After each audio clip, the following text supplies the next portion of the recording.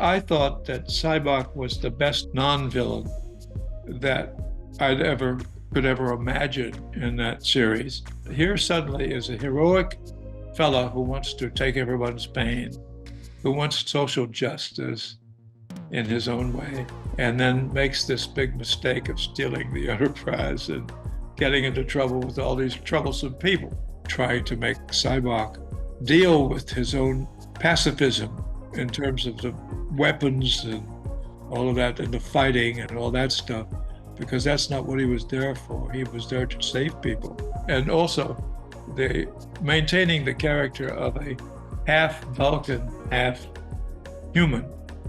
That was interesting. I'm Larry Luckinbill. I played Sybok in Star Trek V, and now I'm on Trek Untold, and I'm loving it.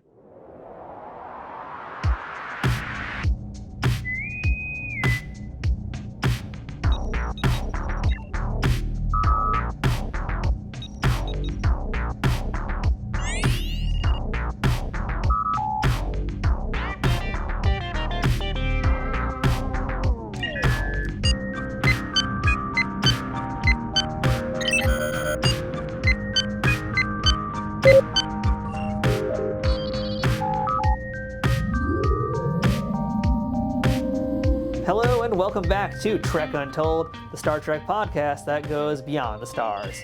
I'm your host, Matthew Kaplowitz. And welcome back to Season 5 of Trek Untold. I cannot believe we are here now in the 5th season of this show. At least that's what I'm calling this now, because we are currently marching towards episode 200, and it's kind of surreal for me to even think about that already, because this show started as a pandemic project back in really mid-2020.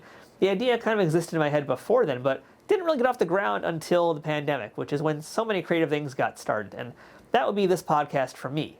And now here in the 5th season, I have to reflect for a moment and just think about all the folks I've spoken to, all the opportunities that I've had because of this show, and all of that has been made possible because of folks like you. People like you who have listened to this podcast on iTunes, on Spotify, on iHeartRadio, and all the other different audio platforms out there, or the others who have watched this show on YouTube and really helped it grow. Thanks to your support, thanks to all of your views and all your listens and your downloads, this show has continued to move forward at warp speed, and I'm so excited now to continue this series with a whole new batch of guests.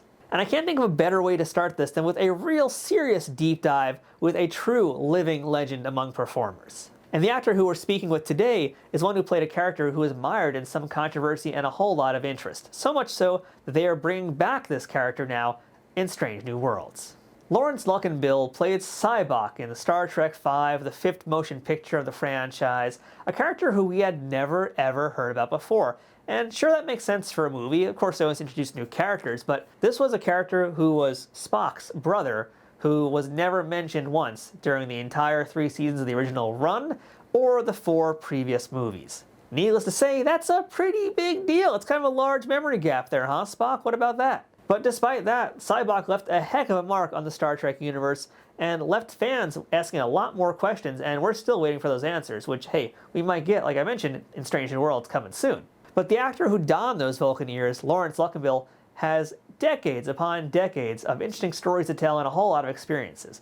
And we've conducted this interview here with him just months away from hitting 90 years old. That's a heck of a milestone to hit. And that's perfect timing as well, because Laurence, or Larry as he lets me call him during this chat, has just released his newest autobiography, which is titled Effective Memories: How Chance and Theater Saved My Life. This book, which was just released by Sunbury Press, is a huge archive of the many, many decades of those experiences that we just talked about here.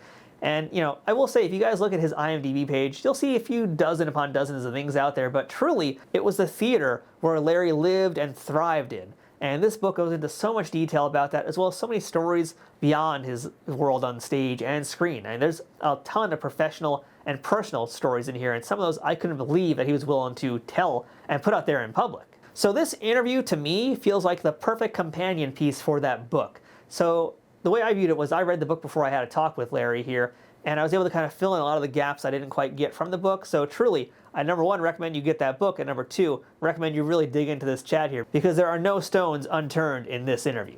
So we are talking about Sybok in Star Trek V and his many experiences with that character, as well as some of the other work he's done on TV, a ton of his theater work, And more importantly, to me at least, the role that really kind of cemented him as a mainstay of the New York theatrical scene back in the late 60s and early 70s. And that show was the LGBTQ milestone play, The Boys in the Band. Now, this is a show I had heard about. I've heard it in passing time and time again, but I never had a chance to actually watch it because, of course, I wasn't around when it came out. But there is a movie which Larry and all the actors who were in the show also got to do. And as you'll learn in the book, and as Larry will explain here, this was a true milestone thing because this play came out in 1969 when the LGBTQ scene was very different from what it was today and very much shrouded in secrecy and not really allowed to be out in public in any way. And this movie blew people's minds. And Larry lived this role nonstop for several years, so he's got quite a connection to this character and so many stories about him. And to me, one of the best things about this interview was the fact that Larry still had all these stories within him. And that goes for the Boys in the Band, for all the other roles that we're going to talk about today, whether it's on stage or on screen, and even for Sybok. At nearly 90 years old, Larry answered every single question I had with such great intensity and intelligence that really, again, as I said, no stone was left unturned. That's because this was the deepest dive we could have possibly gone. And I'm confident in saying that there are no other interviews out there on the internet that went as deep as we did with Larry today. We're also going to be covering some of his one-man shows, which you can find on Larry's YouTube page, because yes, at nearly 90 years old, Larry has a YouTube channel. And there you can find productions of what I'm essentially calling his Great American series, where you'll see single-man stage shows all about greats like Ernest Hemingway and Clarence Darrow and several others. So it's absolutely worth checking out his channel once you finish this episode. But really, I can keep giving him all the accolades I want here, but that's not going to really make a big difference because he's already earned them all. So rather than me just talking about all of his accolades and accomplishments for the next 10 minutes or so here, why don't we go ahead and get into the interview and have Larry tell you all about them himself. But before we get into today's interview, I want to ask you guys, are you following Trek Untold on social media? If you're not, you can go ahead and follow us on Twitter, on Facebook, on Instagram, and heck, even on TikTok, all at Trek Untold. And that's one word, no spaces, no hyphens. The only space in Trek Untold is the cosmos around us. If you're in a position to help financially support Trek Untold, check out our Patreon page at patreon.com/TrekUntold. For as little as $1 a month, you can help support this show financially, keep us going at warp speed all the way through. And joining at higher benefit levels will give you additional perks, including advanced access to episodes, the ability to ask some of my guest questions, and a whole bunch of other things. Make sure you subscribe to this show, whether that's on the audio platform of your choosing or on YouTube, where the video version of this show lives. And speaking of, make sure to check out our YouTube channel more frequently for episodes of our new mini show, Tales from Trek Untold, as well as other sci-fi goodies. And of course, don't forget to leave ratings, reviews, comments, and whatever you can do no matter what platform you're on to enjoy this podcast and show others that you're digging it too. Links to all these things and more will be in the show notes, including my Amazon storefront where you can pick up any Star Trek or sci-fi related merchandise for me or other things out there, and anything else that I'm working on these days, because who knows what the heck I'm doing these days. But all that information will be found in the show notes for this week's episode. With all that said and done now, let's get this week's episode started up. Computer, access interview file. Today's guest has played kings, lawyers, presidents, but to Trekkies, he helped us answer the question of what does God need with a starship? We are joined today by the living legend. I'm truly honored to be in your presence today, Mr. Laurence Luckinbill. Thank you, Matt. This is wonderful to be here with you. And today we're going to be talking about a lot of parts of your career, not just Star Trek. Now, your daughter was kind enough to help set up this interview, and I told her, typically in this podcast, if we spend 20 minutes talking about Star Trek, that's a lot because you've got 89 years of things to talk about. Yes, so we're going to be doing a lot today. Yeah. But I have to say, I loved the movie I did, and I love the story, and we'll get started with that, Yeah, well, I do want to mention first things first. We had to mention your new book, your new autobiography, Effective Memories, How Chance and the Theater Saved My Life. And number one, I just want to compliment you on how beautifully written this book is. For this podcast and for other things, I read a lot of autobiographies, and yours was just written in such a illustrative way. And as you put it, parts of it are mythologized, but true. And I really love how you said that. Yes. Yeah, it's really, really great book. So number one, I just recommend everybody read it. But for you, Mr. Luckinbill, how does one write an autobiography with nearly 9 decades of life experiences at your fingertips? Because my daughter told me to. Fair enough. Yes, I opened the book with a sequence where I'm telling stories to my 5 children, and they're in a little a house in Westchester that we had in a cramped space in the former kitchen, and they're townies and they're scared because it's nighttime in the woods. And I tell them the story, and it calms them down. And when the shadows go by the windows and the wind blows and the house creaks and all of that. So at the end of the story, I say, my daughter was the one who kept saying, "What's next, Daddy?" Mm. And "What's Next, Daddy" became the book. And it took 10 years, and it actually changed my life enormously. And I dug out things from my own experience that I had no idea that I had experienced, just like most of us do. Mm. I had a tough growing up in a dysfunctional family. And my daughter then, on reading the book, she said, "Oh my God, Dad, I had no idea what you went through." So, and I think most kids about with their parents might be able to say the same thing. I had no idea what they went through. It's truly tremendous, all the different events that have happened to you, and we're going to discuss some of them today. But for real, that Okay. book is just amazing. But I want to ask you, since you kind of mentioned it a little bit here, there's a lot of stuff that you didn't even necessarily remember happened to you. Was it difficult to relive and have to write about some of these tougher moments throughout your life? It was very hard to relive, and I cried a lot, and I pondered a lot, and I thought a lot, and I revised a lot, not to change the text of it because I knew what the truth was, and I told that. But the revisions were to make it easier to read, and the tone of the thing turned out to be sort of semi-poetic, Hmm. which I think is the way I see life. That's a great way to put it. It is a very poetic kind of book. But, again, reading it, all these things that have happened to you, I'm thinking about my own life and things I've gone through. I can't imagine the experiences that you've had yourself, but just getting a taste of it, Yeah. I think back to my own experiences and I remember bad things that happened to me or bad things I did to people. Do Yes. you find that you're able to like forgive yourself now? Or how do you look at those things at your age today from where they were 30, 40, 50, 60, 70 years ago? Yes. The actual writing of the book was a long atonement and a long reconciliation with not only the people that I ditched along the way because I couldn't take what they were giving me back, to the people that I actually harmed in other ways.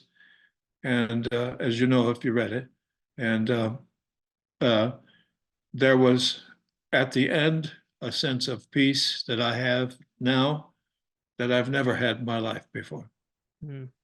And it came coincident with moving to Palm Springs, although that was not the whole issue. The issue was it was happening to me, and and my wife and I went through stuff, and all of that has become uh, none of it's in the past. It's all in my memory every day, and yet there's a very different feeling when you can forgive.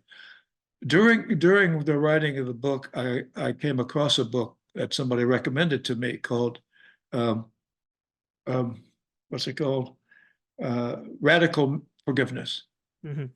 And that was hard to read because it is hard to do. Radical forgiveness. You have to forgive everybody for everything, and then you forgive yourself. And that's the hardest thing to do, as you may know. When you're capable of doing that for real, things change. Mm. I mean, it must be difficult because you don't want to be an untrustworthy narrator in your own life story, but you have to confront these No, horrible things. no. Yes, I lied all the way to the bank. Yes, Yeah, well, there you go. man, that Yeah. would be that would be absolute shit, wouldn't Mm. it? Oh yeah, oh yeah. Mad. Well, Lawrence, Mr. Luckinbill, let's dive into things now. And again, You I can call me already, Larry. Call Larry. me Okay, Larry. thank you. All right, thank you, Larry. So again, I already read the book, so I know the answer to some of these questions. But the rest Right? of my audience, they don't know some of these things yet. So you're So like a prosecutor. You know the yeah, answers before you ask. gotta know, gotta do your homework, right? Yeah. So I want to ask you, Larry, the first question I ask all my guests, and that's where were you born? What did your parents do for a living? And what did little Larry want to be when he grew up? Okay. My parents, I grew up in Fort Smith, Arkansas, which is on the edge of the Ozarks, and then we moved to the Ozarks, and we're there for quite a while.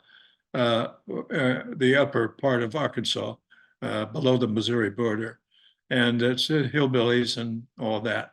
And Fort Smith was a kind of a town that was still in the Reconstruction era, and with Jim Crow and all of that stuff.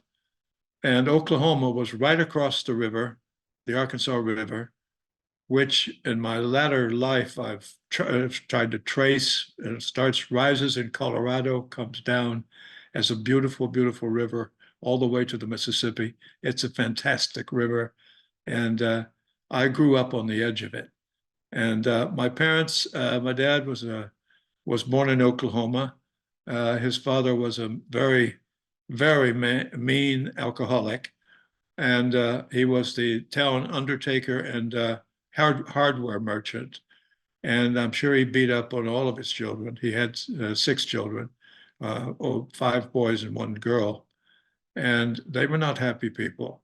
And my mother was born, I believe, in Fort Smith, and she was an Arkansawyer, and they met at a Knights of Columbus dance, and he had a reputation as a bootlegger, and so people were like, I guess the girls kind of were looking at that like, woo, and he was tall and handsome, and really good dancer, and so was my mother. They danced together all that night, and that was it for them.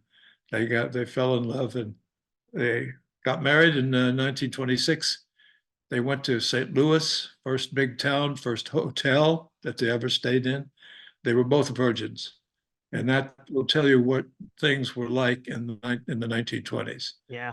And I have three. There were 4 of us. My older sister, 5 years older than me to the day, and I had admired my older sister, and I was just her acolyte. She could dance, she could sing, she could pull taffy. She got me out of my nerdness and my bookiness. I was a bookworm from day one.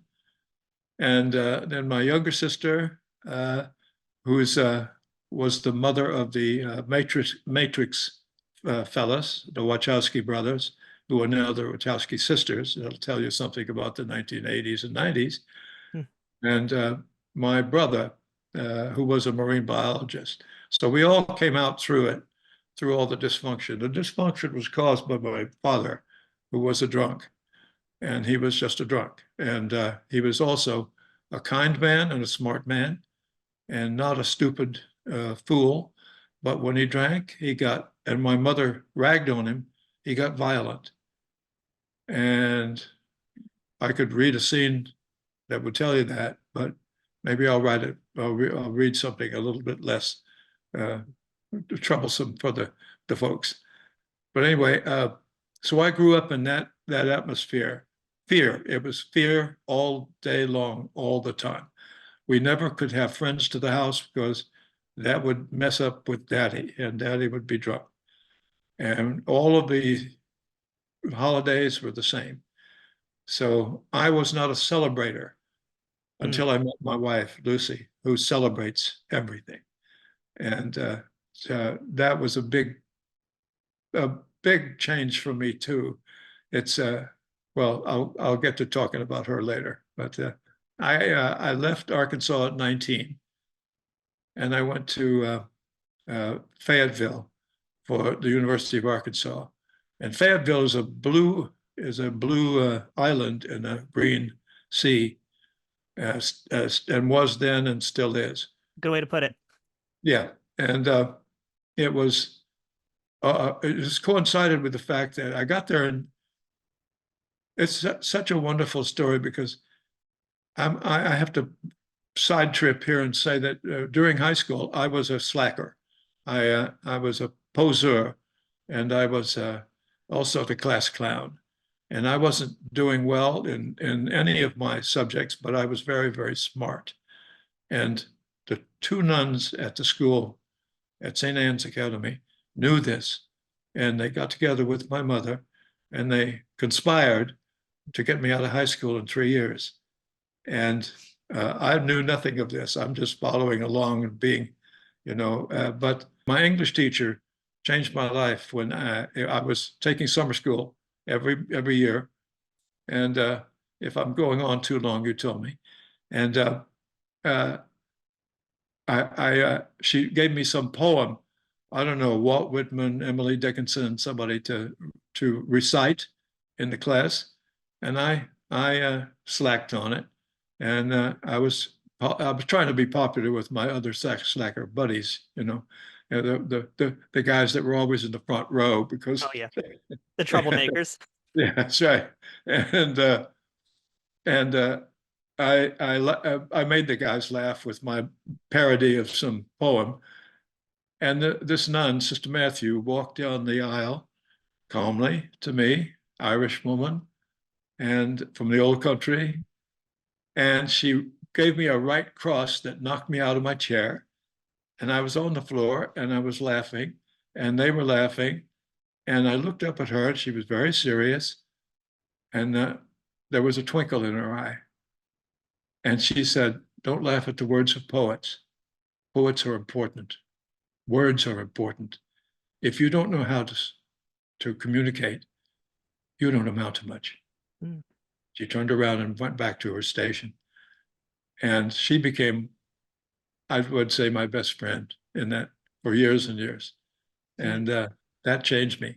So the whole process of becoming an actor was, I had no idea what I wanted to do or be. You say, what did you want to be? I wanted to be a Major League Baseball player and play for the Cardinals and be in center field with Stan Musial.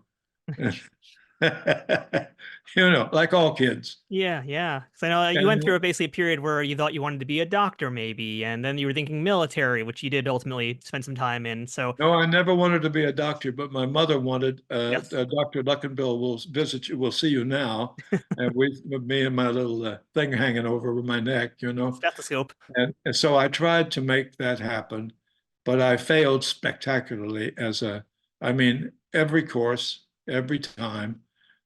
For 2 years, D's and F's. And then again, I had a wonderful professor in organic chemistry who, after he flunked me totally in the second time.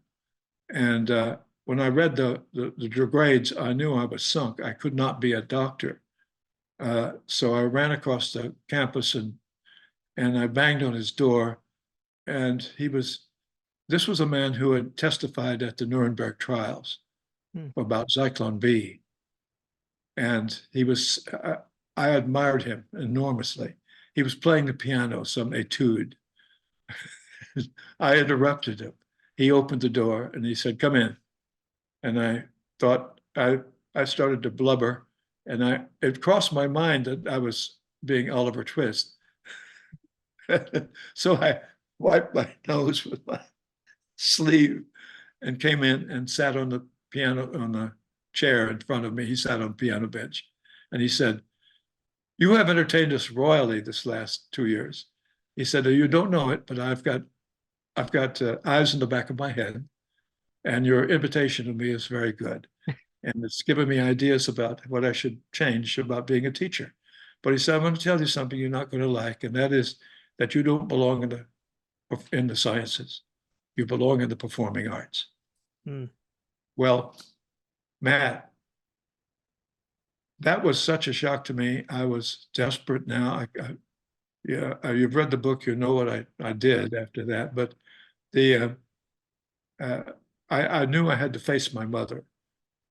And so I did. And by then they moved to California. They were Archies, Latter-day Archies. So from there, I was kind of dragooned into the idea that I could be in the performing arts. And then I realized, as the class clown that I had been, that maybe I should try to be an actor.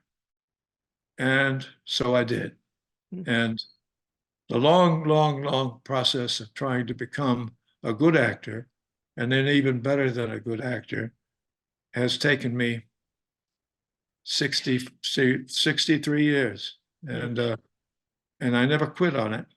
And I wanted to quit lots of times, because being an actor, I used to tell people, was being like an unemployed man who once in a while has extreme anxiety because he's got a job.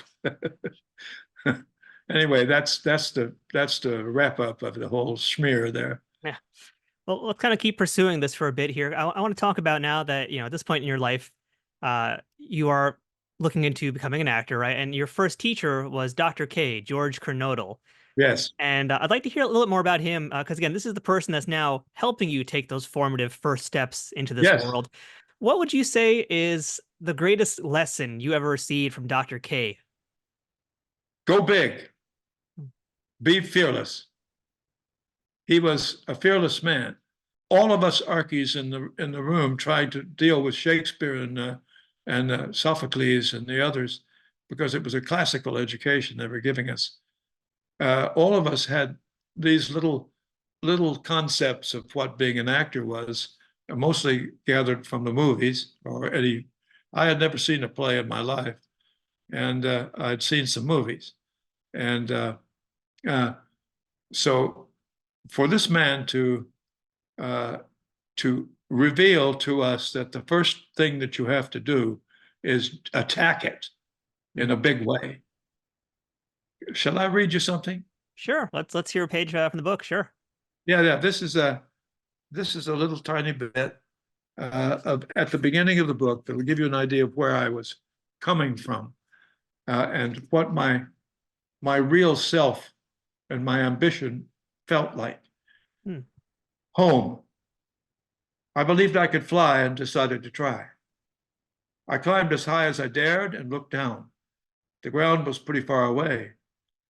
I looked out past the wet, weedy grass, the patches of bare ground, to the chicken coop holding up the leaning barn, and over the broken fence to the alley, the green and shadowed place, no man's land. I would fly that far. My little sister Lynn looked up at me. She looked scared. Did I? No, I knew I could fly. I checked to see if my cape was ready to flare out behind me when I soared across the yard. I wanted that effect. I would not go high. This was a test flight. I stuck out an arm, pointing in the direction of my flight. That would help me level off in a horizontal position. I took a breath. I stepped out into the air, and I fell straight down. I hit the soft summer earth with one foot in front of the other. It was the pose I wanted, but the pain of the landing spoiled it. I sprained my ankle so badly I had to walk with a stick for a week. My sister, as always, was sympathetic. She didn't laugh. Neither did I. I was mad. I undid the safety pins holding the threadbare towel to the collar of my too large t-shirt. My cape hadn't performed as expected. A design problem. I had failed.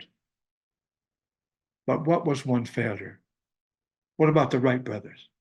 I knew I would try again, like them. Never mind, I didn't have an airplane. I had a strange power. I needed to fly. I had to. I was 9 years old. My sister was 5.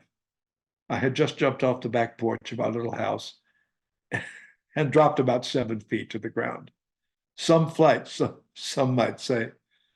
But it was the first of many tries to fly in many ways all my life. I'm 89 years old now. My sister, if only she were still here, would be 84. Before she left, I asked her if she remembered the event that summer day. She said yes, and I thought you were crazy and brave. I admired you. And I thought, if he could do it, so can I. Here's what I know now. If you have to do something you really believe in, do it. Even when it hurts. Just be sure you're the only one it hurts. And you can't know just by the act of trying, you might inspire someone, even be a mentor. And that's scene one, act one from Larry's book, Effective Yes, Memories. I know it well. yes. And that kind of sums it up, in a way, because acting is flying. When I was living in New York, um, and had married Lucy, we had a wonderful office, and I posted a photograph from the sports section of the New York Times on my wall. It was an inspiration to me. It was the third baseman. I don't remember this guy's name, but he was a really hot third baseman of that era in the 1980s. And the photograph showed him in full flight, 6 feet off the ground, level, his glove reaching as far as he could reach, his eye on the ball, which the photograph captured. He was looking at the ball, not the ground, nothing about it. He was flying.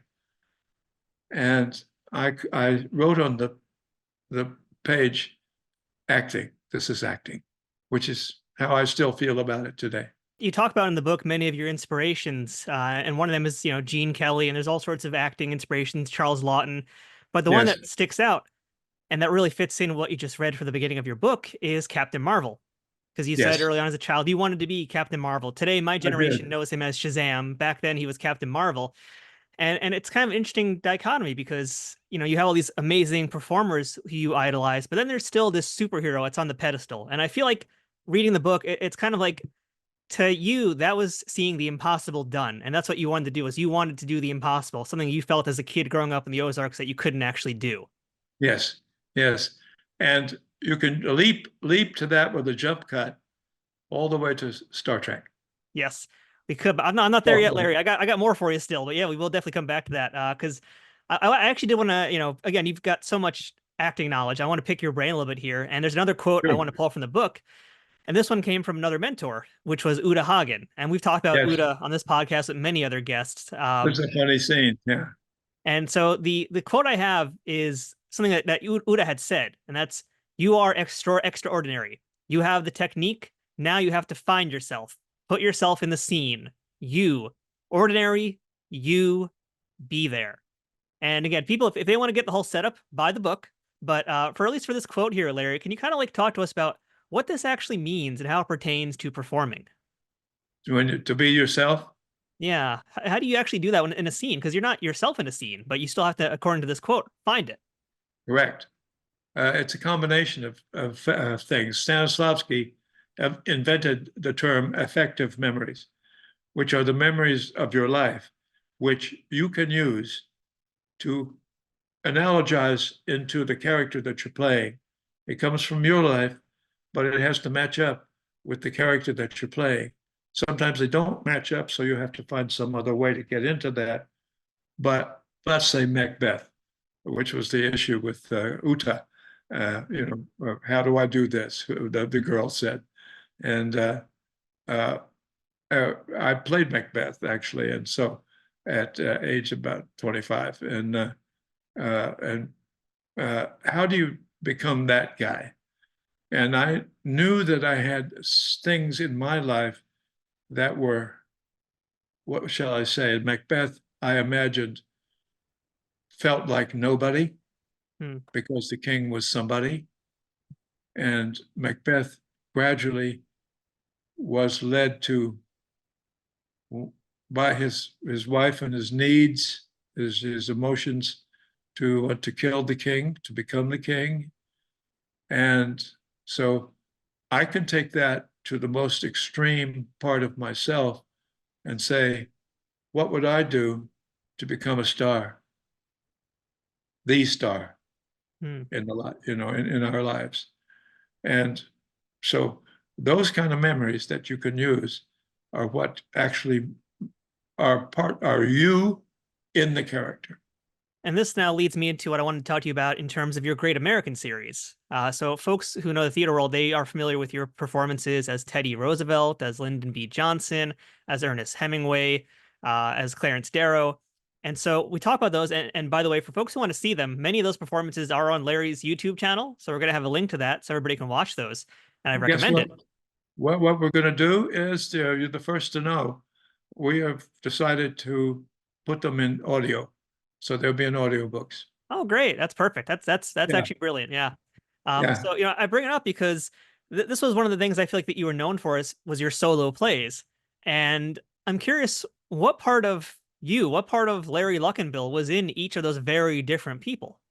Well, of course, I thought when I was offered Lyndon, which was the first one, that I was nothing like him. And in many ways, I wasn't and aren't and can't be. But I did find in Lyndon a sense of the civic dream of making the country the perfect union that it's supposed to be. And people didn't think that about Lyndon. They thought he was a Southern Pole, like I did in the beginning, and a bullshit artist and all of that stuff. But when it came down to it, Lyndon adored Franklin Roosevelt. Franklin Roosevelt gave him his chance, and giving a man like that his chance was all that Lyndon needed, because he was extremely ambitious, but in a way that was to make the country better. And when he was supposed to, he decided to run for Congress in Texas, and he told his mother, "I'm going to make a speech at the Capitol steps that'll just knock their faces off." And she said, "No, you're not." And he said, "What?" She said, "Your first speech is going to be right here on the front porch to your neighbors." And he said, "You're so right," you know. And that was his abiding dream, was to help his neighbors. That was Lyndon. I was able to use those thoughts that I had.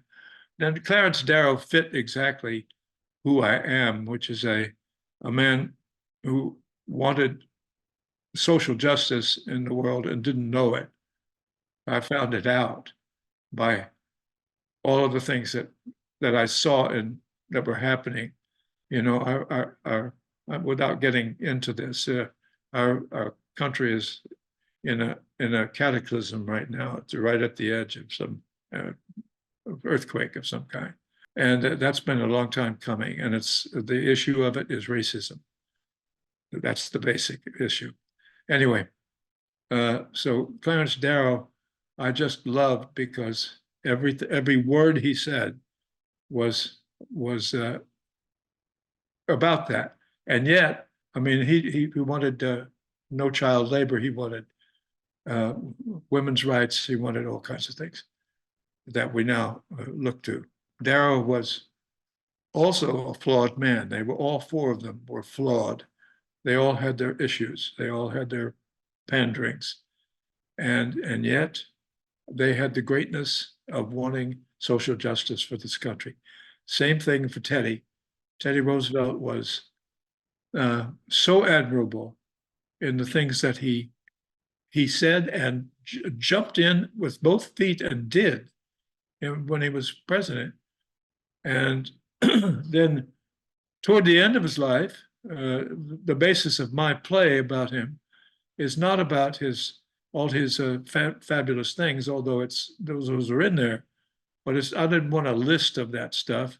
I found the key to Teddy Roosevelt was the loss of his youngest son, Quentin, in 1918, when Quentin attacked a squadron of the Red Barons people, and in 30 seconds was shot down. And Eleanor, who was Teddy's cousin, was in Paris, and she got the word that Maybe the pilots thought, some other pilots thought that he had landed safely because those airplanes didn't just crash the way they did today. Had more buoyancy, but it wasn't true. And the Germans buried him basically on the line between Germany and France. Mm. And this broke Teddy's heart, and he died 5 months later of congestive heart failure. And Hemingway was the guy that I put out of my mind. I read everything he wrote as a 14-year-old, and because I wanted to be like Hemingway, macho and have a code and do those things, bullfighting, all that stuff. And then he killed himself.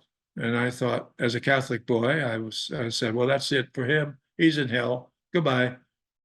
And so that also tells you where I'm coming from. A long time religious boy that I was able to put somebody out of my life because they had done something that I thought was bad, evil, sinful.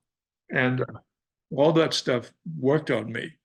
And when I wrote the Hemingway play, it was after I found out that the reason he killed himself was the fact that he had about 80 shock treatments, which kills your short-term memory. And he was a Nobel Prize winner with no short-term memory. And when the Kennedy people asked him to write one sentence for a commemorative thing for John, he couldn't do it. And right after that, he killed himself. And so I wrote a 90-minute play, which is 2 minutes, the last 2 minutes of his life, as he gets up from bed, goes down to the cellar, opens the gun cabinet with the key that his wife was supposed to hide but didn't, picks out his favorite shotgun, goes across the living room to the foyer, shuts the foyer door, kneels down, and shoots himself. Hmm. And so that's a spoiler note, but that's my story. And all of those stories have really hit people hard. I think I've managed to make hit plays out of every one of them. Yeah. That means you sit forward. You want to know what's happening next. Like my daughter said, what's next, Daddy? Yeah. I recommend, if folks haven't seen them, do check them out on Larry's YouTube channel or listen to them when they come out in audio form. I got to watch them on your channel, and I have to say, Hemingway, it felt like the most thematically and performatively different of the group of four. And it almost felt like it's so intense that yes. It's hard not to get yourself sucked into it. And it's hard for you not to feel these emotions as the viewer. I'm wondering what it's like for you, because again, we're looking at Larry's life as a whole here, and now here he is cast as Hemingway. How is it for you to separate yourself? It was so hard, I could tell you, because he's entirely in his head. And the other three plays that I did, the people were talking to the audience because they had a reason to. And this guy, there's no audience. He's talking to himself, and he's reliving his entire life with Scott Fitzgerald and his agent and all of these people, and his ex-wives and so on. And it's 90 minutes of an interior monologue where you cannot contact the audience at all. And Lucy was in the audience a few times to help me out when I was just prepping it. And she said, no, stop. You're looking at me like I'm supposed to know you're there. And so I had to absolutely work on that very, very hard to keep everything inside and live that stuff with Hemingway, live the intense sadness. I end up calling him the man without a skin because of the things that he experienced, the way he experienced them. And then what he said about it, which is, I just want to write what's there, what's happening. And boy, he's an American hero. It is a very, very intense show, worth watching if you can. It's tough to watch at some points too, but I think that's the mark of a good piece of art, is if it's tough to take in, that means you're affecting someone very well. Yes, Yeah. Hey everybody, we'll get right back to the interview in 1 second, but I wanted to remind you all to check out Trek Untold over at Patreon. Patreon is the best way to directly support creators of things you like through a monthly subscription of an amount that you can choose. Trek Untold has a few different tiers already with different benefits, ranging from early access to episodes, the ability to ask a future guest questions, exclusive merchandise, and other bonuses that I'd love to offer, but first I need to grow that Patreon community to do that. Trek Untold has been around since mid-2020 and has grown a ton since then, thanks to listeners and viewers like you. Through a platform like Patreon, you can help me keep improving the quality of each episode and keep bringing you new interviews with folks that make the Star Trek universe what it is. If this community can grow more over on Patreon, I can offer new perks like watch parties, exclusive Trek Untold episodes, being able to directly interact with guests, and other things, but in order to do that, I need to know my audience wants these things. The best way to tell me what you want is by supporting us on Patreon, so please, check us out at patreon.com/TrekUntold today and become a bigger part of the Trek Untold family. And now, back to the interview. You made a lot of risky choices throughout your career on stage, and I think this now leads us to The Boys in the Band, which Yes. I will admit to you, Larry, I never watched it until we did this interview. I'd heard about it, but I never watched it until we were doing this interview, and I read the book, and I was like, okay, I need to finally actually do this. I just actually watched it very recently, and wow, like, okay, again, you keep in mind when this was made. This is like, Star Trek had only just come out when The Boys in the Band was first off Broadway and then on Broadway. This is, the movie's 1970 or shot in 69, whatever it was. 1967 was 67. when, yeah. Yeah. So it's like, again, we're talking about a very different era, and Yes. it's wild how much it still fits today in 2024 when we're doing this interview, how all of that Yes. still fits. And it's like the only thing that's changed is the clothing. But I want to ask you, when you took this role, I mean, you talk about this in the book, but were you worried that this could have been career suicide for you? And you did ultimately lose an advertising deal because of it, but were you worried about taking on this role and being like, this might be a great role for me, but this might be the end of the road for me too? Mark Crowley and I met at Catholic University. He was a undergraduate. I was a graduate student. And he was from Mississippi. I'm from Arkansas. So we had that in common. And he was also the one guy that hung out in the lab theater on the Catholic U campus. There were two theaters. There was the main theater, and the people that worked in the main theater doing their acting jobs were known to be the Broadway people. They were going to go to New York and make it. And then most of them did, actually, including me eventually. But I liked the lab theater because I've always been an amateur at heart. My financial guy, who I have to call now, he's 99 years old. He always said to me, "You really work. You like to work. You prefer to work for free, wouldn't you?" And I said, "Yes, yes." The amateur spirit has been my guide all my life.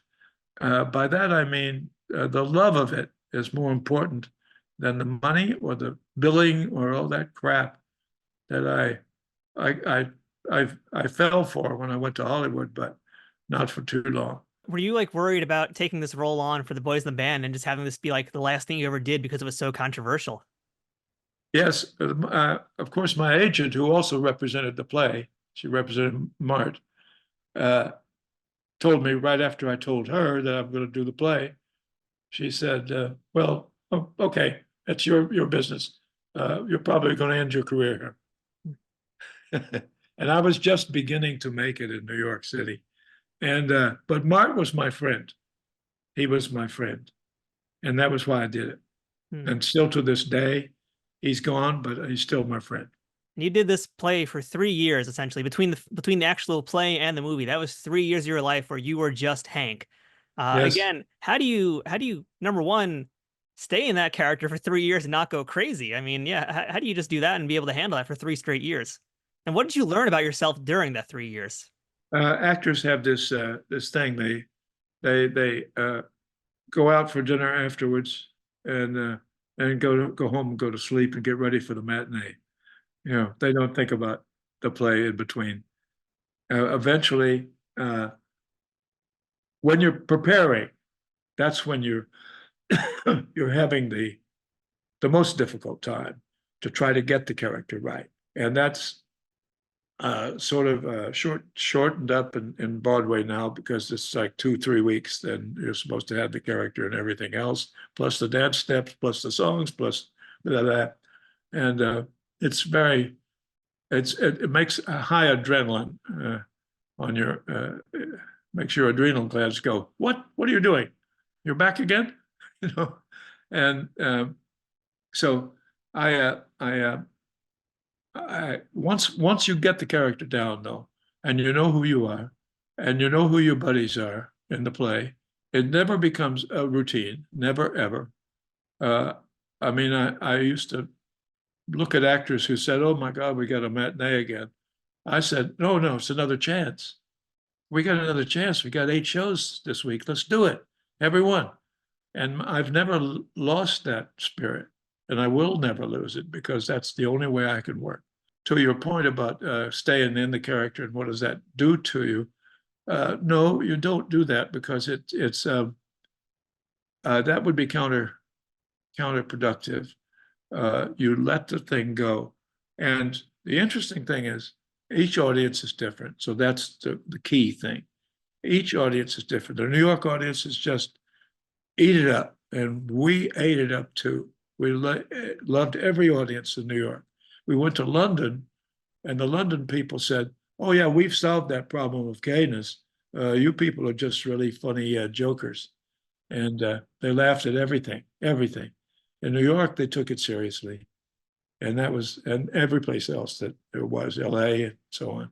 The crux of Hank's character is with his partner Larry, not you, but the Larry of the play, and that's where they're playing the telephone game in the last half of the show.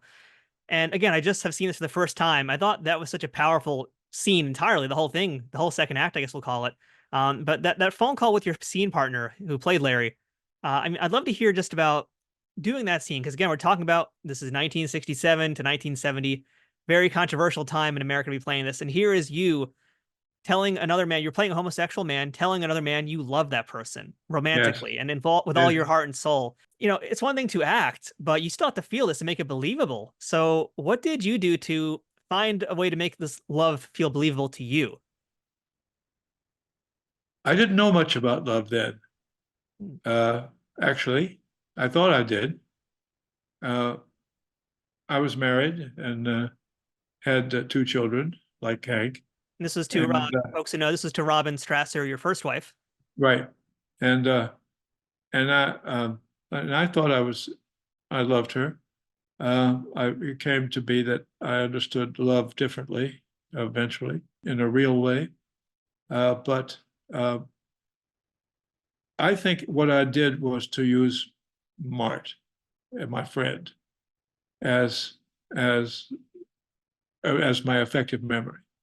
Mart's friendship for me, Mart actually was, I have to say it, he was in love with me. And I couldn't respond in the way that he wanted. And I knew this. And that's why our friendship lasted so long. And why in the book, as you know, there's this relationship between the two of us. It's no matter what happens, it's all going to be okay. And so I think I used that in the play that Larry was telling me that he didn't want that relationship anymore. He wanted a threesome. And I'm a guy that was faithful to his wife and 2 kids. And now I'm with this guy. And what?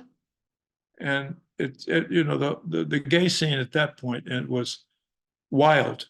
It was so wild in New York City. Now, you know about all that, or you heard about it. The places, the orgies and the Ansonia. And I had to look him up when I was watching the movie. I was like, Plato's Retreat, what's that? Like I had to do some homework while I was watching it. yeah. It's like a roadmap. Oh yeah, that's a good way to put it. Yes. Yeah. So I think it was easy to do that scene. And then when we got into the movie, of course, there was the issue of the kiss. And suddenly, there was no kiss in the play for 3 years. And the play ran 1,000 performances, and people loved it. They ate it up. Suddenly, in the movie, comes the word from Cinema Center in Hollywood that Yeah, they have to kiss. They go upstairs and they kiss. And both Keith Prentice and I, who was playing Larry, disagreed with that. And of course, Billy Friedkin was under the pressure of the bosses, the producers, and so on.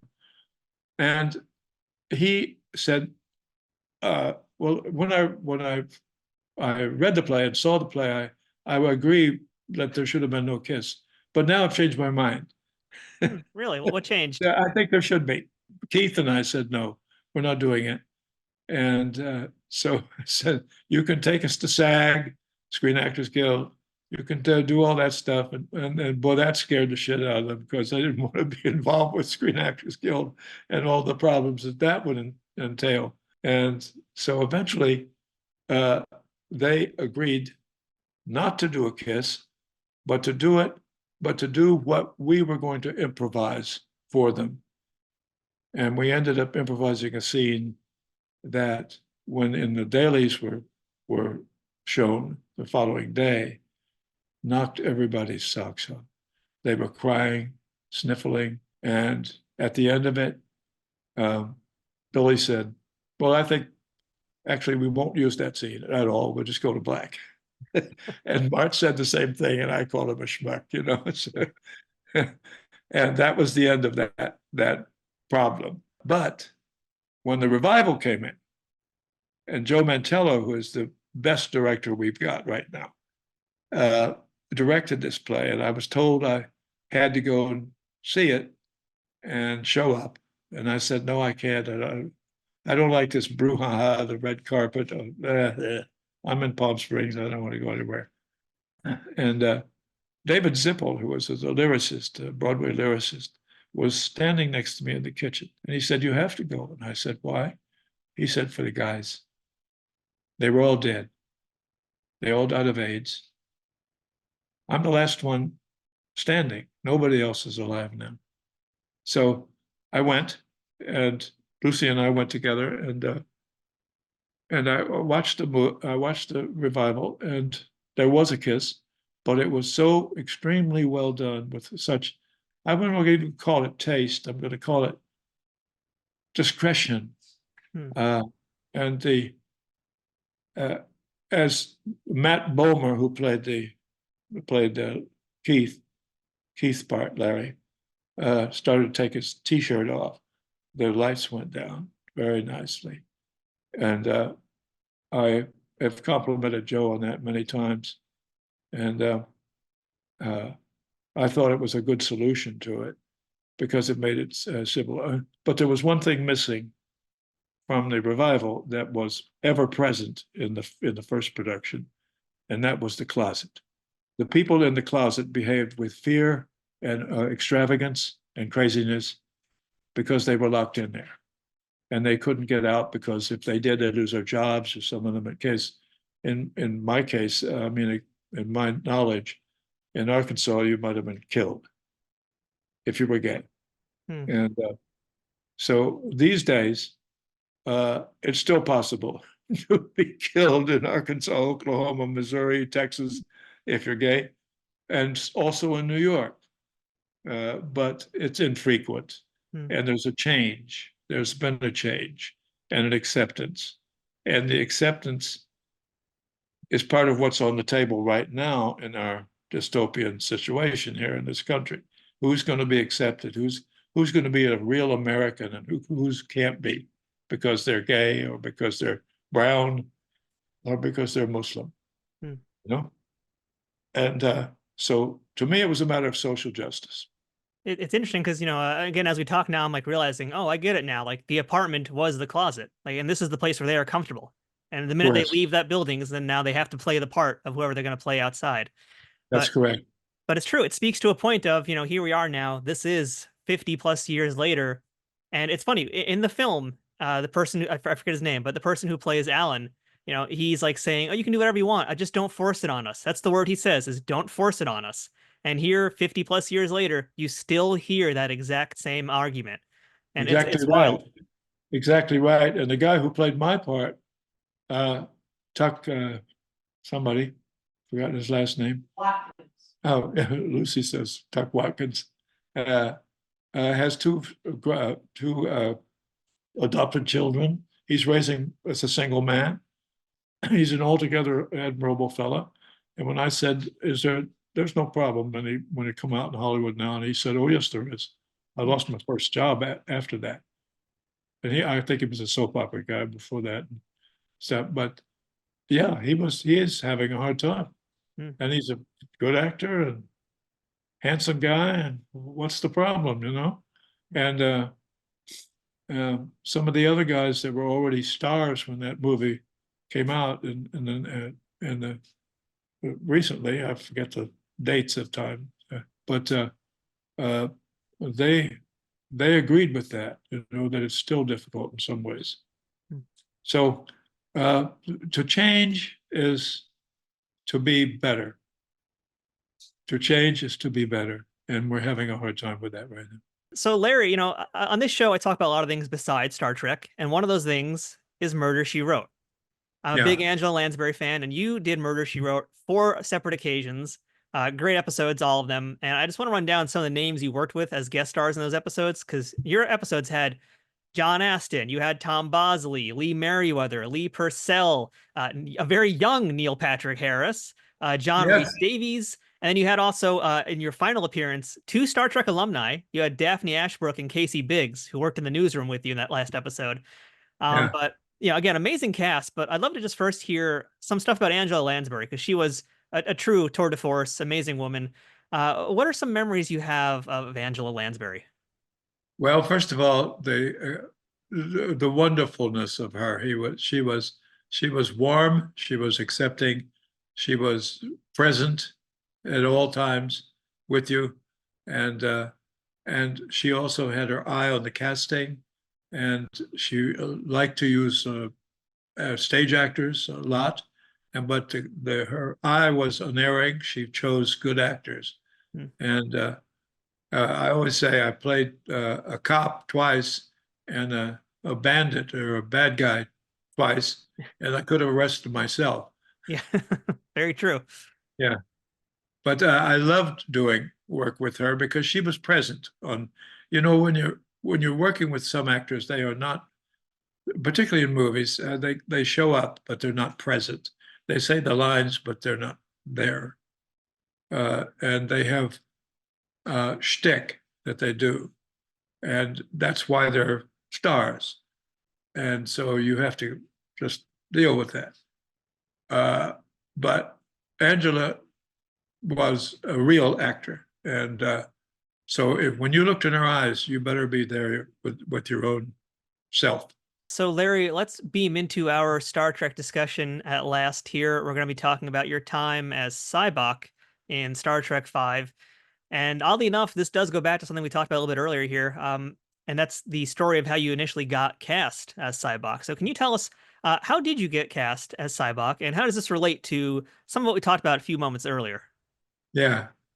Well, I didn't know it, but Bill had watched Lyndon on television on PBS in some hotel room where he was stuck for the night and had nothing better to do. And he watched Lyndon, and he asked for me. Now, that's rare, or maybe not so rare, I don't know, but I got the call to come in, and I didn't know from where it came exactly, and as usual, and I drove up to Paramount Gate, and I was surprised that a golf cart came out to meet me. And they said, don't worry about parking, Mr. Luckinbill. We'll park your car for you. Please get on the golf cart and come with me. Oh, well, that's different. So I ride the golf cart to the bungalow, and wherever it is, it happened to be, I think, one of the Desilu stages. And I go in, and everybody stands up to greet me. That's rare.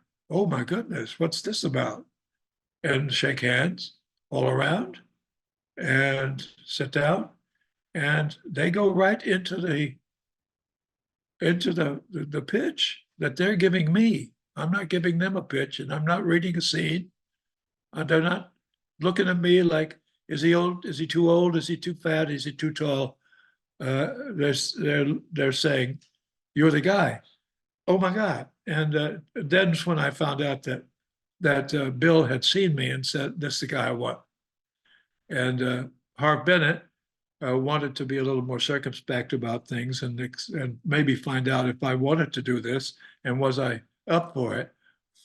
And so they sort of had a little chit-chop between the two of them about who was in charge.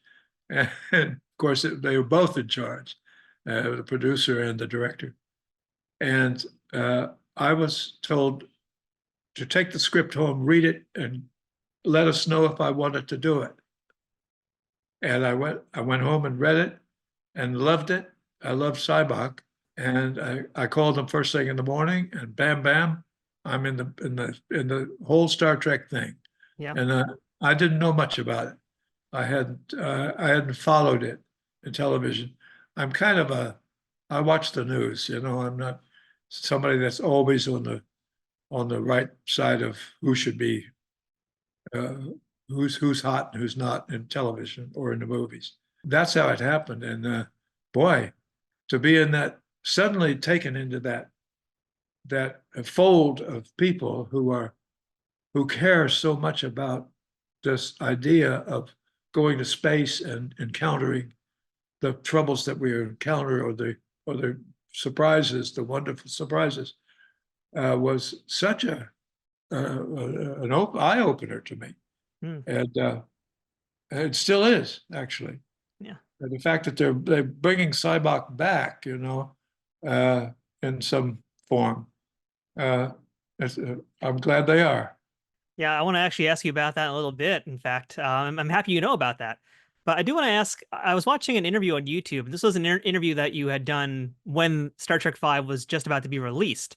And it's from the Bobby Wynot archives on YouTube. And the interviewer was asking if you were scared to do a movie like Star Trek. And you said that you actually were a little bit trepidatious about doing it. So do you remember what had made you worried about taking on that part back then? Well, first of all, it was sort of like a closed entity. Everybody knew everything about all the people and I didn't. So I had to bone up on that. And my trepidation was not fear. It was excitement, I think, because I thought that Sybok was the best villain, non-villain that could ever imagine in that series, because I did watch the series of movies. Mm-hmm. And I was not very impressed with the evil guys. And so here suddenly is a heroic fellow who wants to take everyone's pain, who wants social justice in his own way, and then makes this big mistake of stealing the Enterprise and getting into trouble with all these troublesome people. And also maintaining the character of a half Vulcan, half human. That was interesting. And when I got the first ears put on, it was really like, whoa, this is. Yeah, tell me about that. Do you remember your first fitting to get your ears? Absolutely. The makeup was by the sons of Jack Dawn, who was a legend in makeup in Hollywood. And I don't forget the guy that was doing me, but he was his name. He was an older guy. He was a younger guy of the Dawn family. And we had a good time together. We laughed and joked and all of this stuff. And he prepped the ears and put them on me, and he said, "How do you like that?" And I said, "I like it. It's great." And I said, and also I like that I have so much hair now. It was my beard, by the way. And it was a very excellent beard. I wish I can get something that looks as good as that. Yeah, but mine does not look that good anymore. I've tried. Now it's all white and crummy. But at that time in my life, it was perfect beard. Yes, it was. So the character of Sybok is very interesting. And like you said, he's not really a villain. And I just, again, rewatched it for this interview, and I agree with that point. He's kind of, for his time, when Star Trek V came out, it's a very complex character because he's not a bad guy. He wants something that he thinks is for the betterment of the universe and for the galaxy, but he's doing a bad thing to make it happen. So Correct. for you, looking through the Rolodex of parts you've played, Shakespearean parts and other theatrical roles, Sybok, he's a very Shakespearean character. He's also a very biblical character. Who Yes. was he to you? What kind of parallels did you draw from your life and your different roles to make Sybok into who he was? Bill wanted to know that too. He said, "I want to know what your impetus is for playing this part, and I want you to have lunch with me." And so lunch turned out to be standing in front of a juice bar uh, with plastic cups, There's worse and liquid lunches to have. yeah, and that was fine. And um, he said, "Who do you see like him?" And I said, "Lenin." And he said, "John Lennon?" I said, "No, Vladimir Ilyich Lenin, the Russian dictator." And he said, "Oh, wait a minute. Why?" And I said, "Well, he starts out wanting to change and create equality in his nation, and he ends up a dictator. He ends up almost irrevocably doing bad things. And that's what happened to Sybok." And he said, okay, well, that's fine. Just don't tell anybody else because we're not doing a comedy movie here." And that was okay. And that was funny. And he didn't mean it funny, but so Bill was under enormous pressure in the making this movie. It was his big shot. And Leonard had actually wanted to play both parts, and I was told, I don't know if it's true. So Bill put the kibosh on that. He wanted a separate actor to do it. And so it turned out to be me. And I had such a good experience with it. Everything about it turned out to be good for me. And I was good for it too, I think. I loved being there. I loved trying to make Sybok deal with his own uh, pacifism in terms of the weapons and all of that and the fighting and all that stuff, because that's not what he was there for. He was there to save people, you know?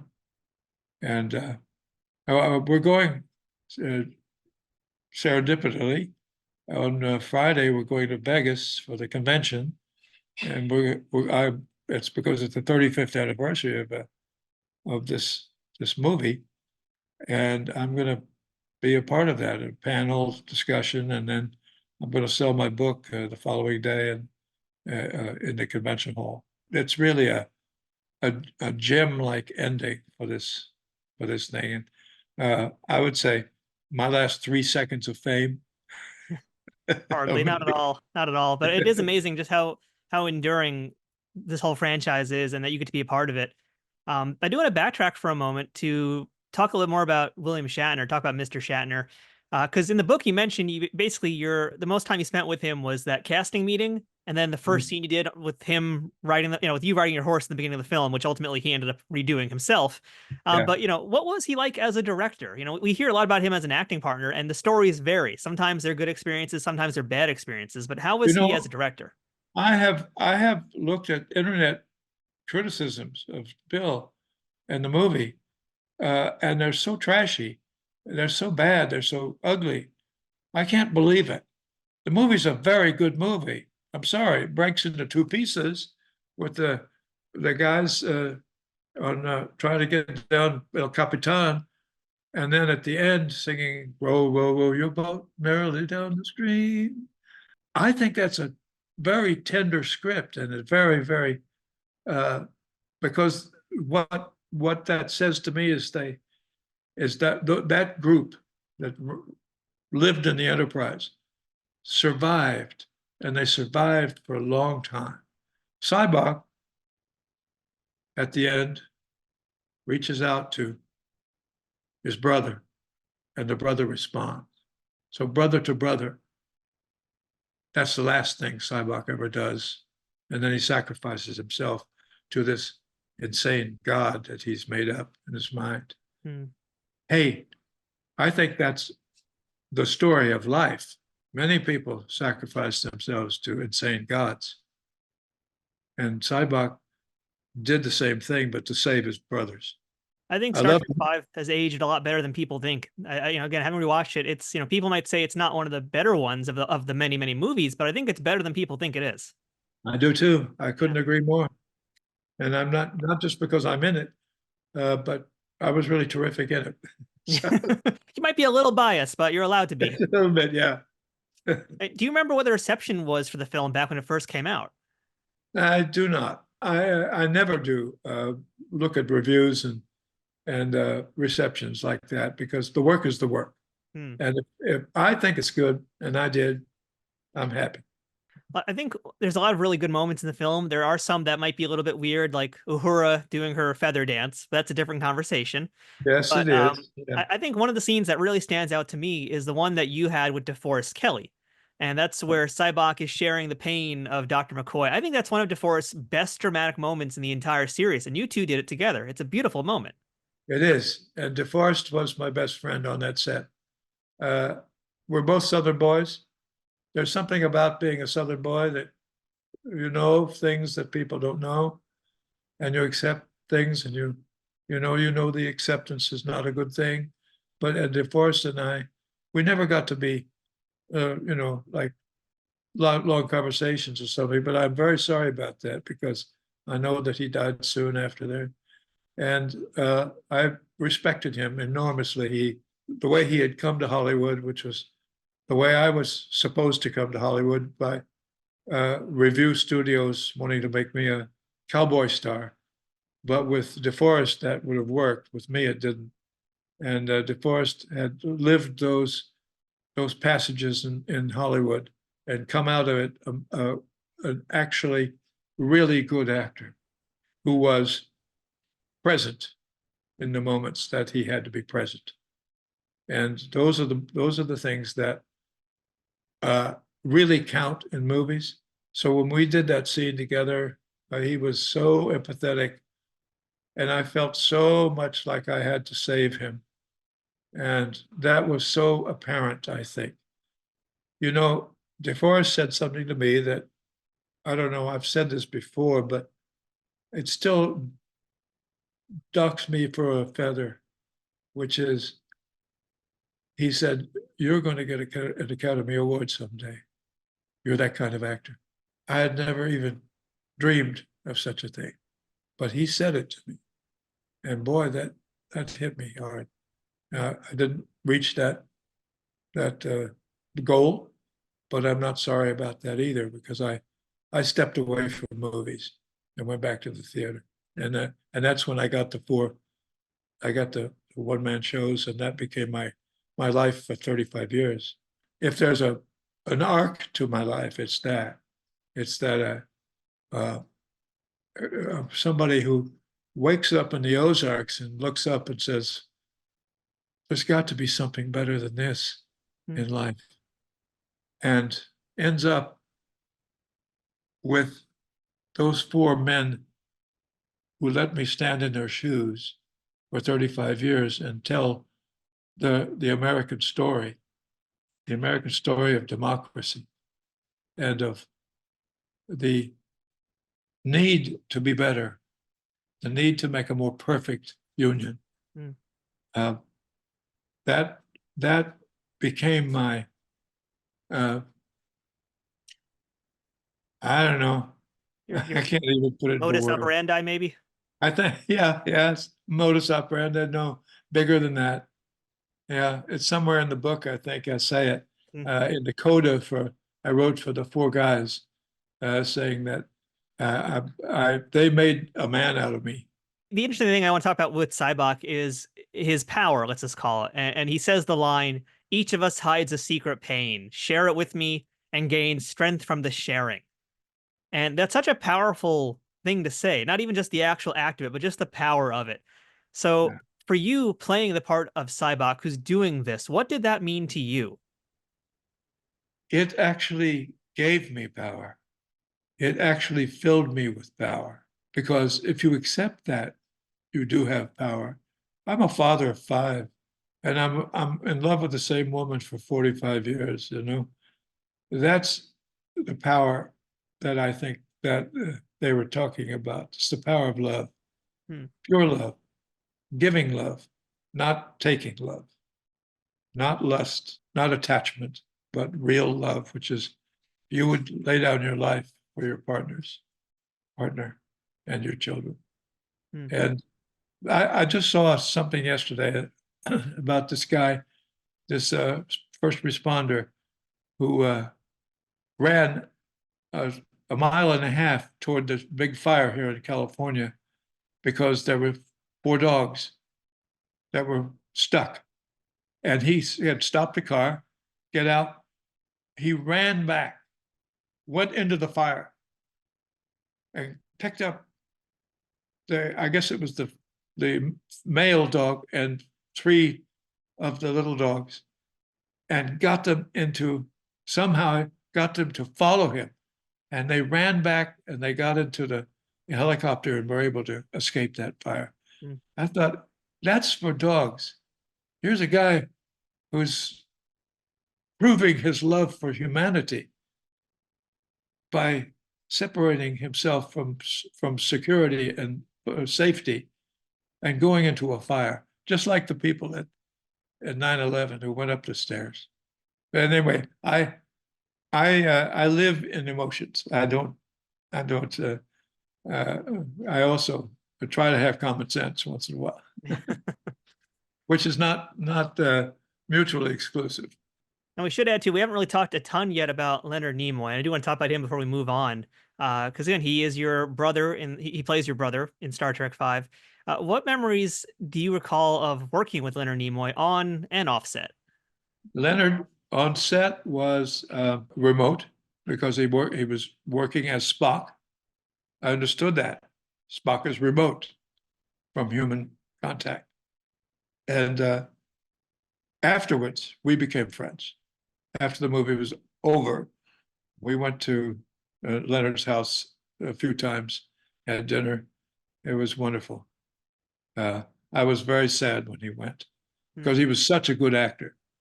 People don't know this. Outside of Star Trek, he did some great stuff.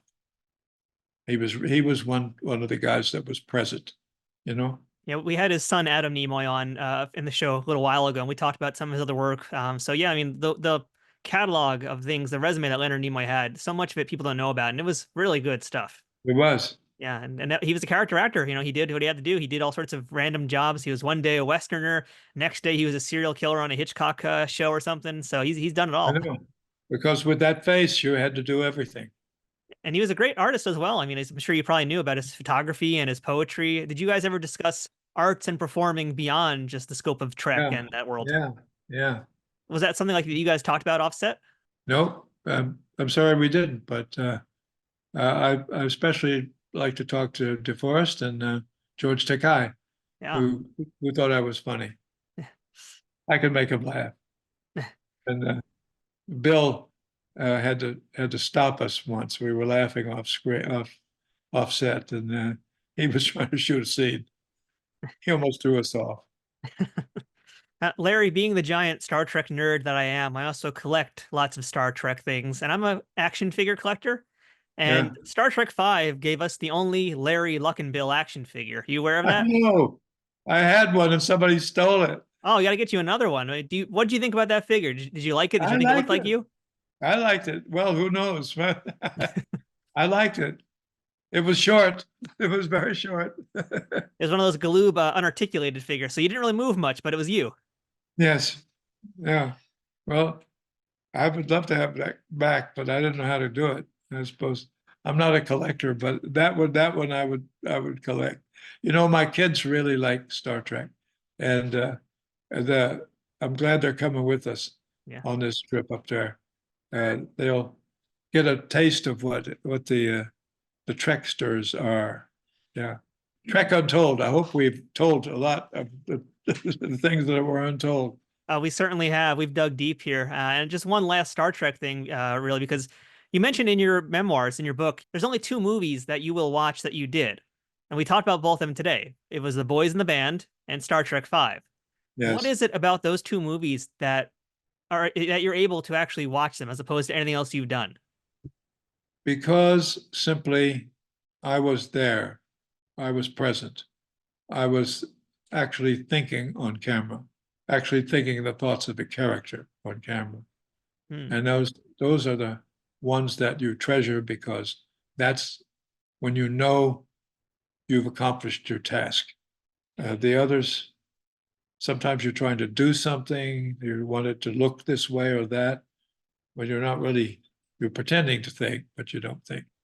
And sometimes you can get away with it, but most of the time, if it's a close up, you cannot get away with it. The camera knows when you're not thinking. It just does. I mean, especially for an actor. Sometimes for the rest of us, people who aren't actors, they don't see that. But actors are very self-critical. Both Lucy and I are. And when we watch stuff, we see what people are doing. Those movies, I was present. And I guess they were closest to me in some way. All right, so Larry, that wraps up Star Trek, but I got now the lightning round for you here. So let's see what we can pull out of you here. These are the hardest questions I'm going to probably ask you today. So first thing I want to know, best day on the job you ever had, and that's any job, and then worst day on the job you ever had. I think the best day was when I did the scene with Bill Shatner where he challenged me to be mad. You were mad, and I said, am I? Let's see. And the worst day, when I was not enjoying, I was overweight and not enjoying myself, and I think I had a tantrum. Looking through your entire career, what would you say was the most challenging role that you did that became the one you're most proud of? Lyndon. Yeah. What was so challenging about that to make you then love it so much? Well, everything was challenging about that. 6'5" president with that face, and I had to really work my way into that character, and I did it. And it was very successful. And I was surprised, but I was nominated for an Emmy, didn't win, but it was that kind of thing. What's something that you know today that you wish you knew when you were younger? Oh, how to love. How to really love. What would you say is the most important piece of advice somebody ever gave you that you still think about and use today? When I was going through a divorce, the producer of Chapter 2 of Neil Simon's play that I was doing on Broadway, Manny Eisenberg, the producer, had also just gone through a divorce. And he knew that I was having a really hard time with it. He came up to the dressing room and he put his hand on my shoulder and he said, "You've got to forgive yourself the 49%. Well, that really started me on a train of trying to forgive myself. And that because I wasn't forgiving myself. 49%. Yeah. And Manny is a really good friend still today. So we talked today a lot about your autobiography, and folks can read it if they want to get all the full details about your amazing life. But looking back at everything, what do you want the legacy to be of Laurence Luckinbill? The book. The book Effective itself. Memory. Yeah. Yeah, and my long marriage. Yeah. And last question for you Our today. long marriage. Yeah. I mean, we put up with each other beautifully for quite a while. Yeah, but the book is it. And Lucy said the other day I was going on about something, and she said, "You've done the book, you've done your work." So that's important. And now my kids are reading it, and most of them are when they see it, the audio, which comes out in about 2 weeks. And last question for today, Larry. What's the best part about being a piece of the Star Trek universe? I think these interviews, and this is one of them, really, this is a fantastic interview. I love talking about it. And it reminds me of some of the wonderful things that have happened for me. And I get to recount them. And I love that and this moment we're having right now. Well, I love this moment too. I was honestly quite nervous to come in today and talk to you because there's so much to discuss, so much to dive into. But really, this has been a treat. This has been amazing. Your book is wonderful, and I wish you the most success with it. And, the last thing I just want to say to you is, that kid from the Ozarks, he became Captain Marvel. He became a noble man doing noble things. And Thank goodness we've got you in the Star Trek universe, because you're amazing, Larry. Oh, thank you, sir. Thank you. Live long and prosper. Yes, live long and prosper. Another 90 years for you, Larry. Yes, sir. Thank you.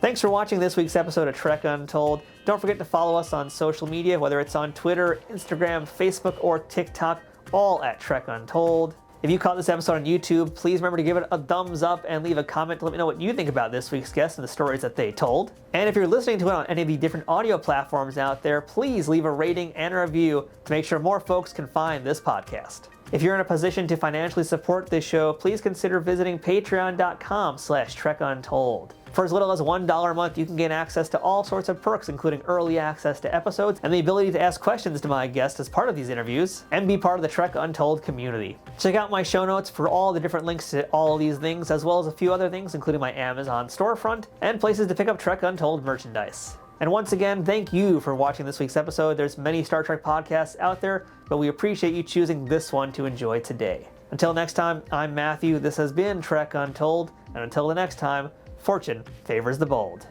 Trek Untold, the Star Trek podcast that goes beyond the stars, is powered by the Rageworks Podcast Network and affiliated with Nerd News Today.